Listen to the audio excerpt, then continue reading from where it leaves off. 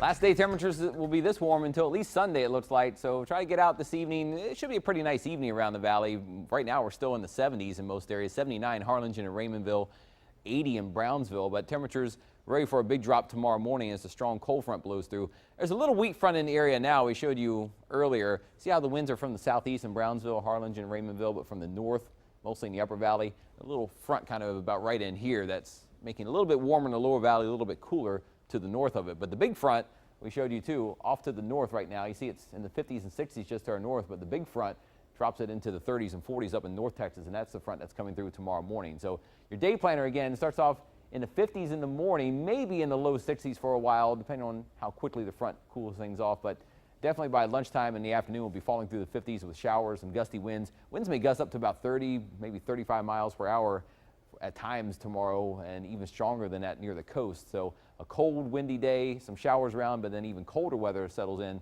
Thursday night and Friday. Don't see much on the map right now, just some clouds that have been thinning out across the valley, but the thicker clouds to the north. If you look up in North Texas, some clouds filling in behind the front, even a little bit of light rain shower activity out to the west. But our rainfall amounts look pretty light when the front passes. I mean, we might get a quarter of an inch or a little more rain in some areas, but not looking for big rain, but just, kind of some light to occasionally moderate rain, mostly on Thursday.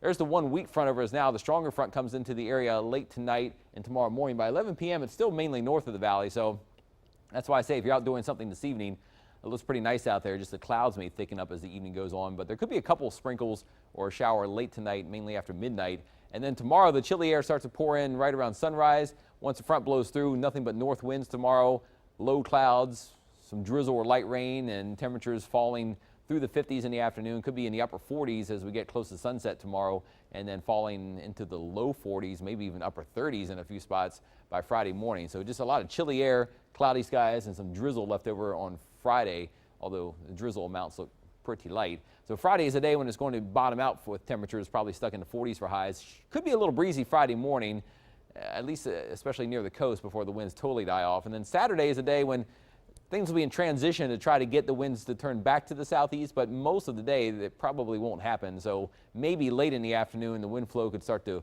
turn around and eat apart the clouds late in the afternoon. But I think most of Saturday still is a pretty cool day with clouds and not a big warm up until maybe Sunday. Wind chill, haven't busted out this chart in a while, but if it's still kind of breezy on Friday morning, that should be about the coldest of how it feels when you factor in the wind chill, which is the air flowing over your exposed skin, how much it cools you off. So if late Thursday night, Friday morning, if the winds are still about 10, 15, maybe even 20 miles per hour, especially near the coast, the wind chill when temperatures are near 40 will make it feel like it's close to freezing. So, it won't be freezing, but it will feel like it's about freezing when you take in the account the air flowing over your exposed skin. So, dress appropriately. Definitely dress like it's a cold winter day for around here. Tonight, though, still pretty nice. Most of the evening will fall into the 60s.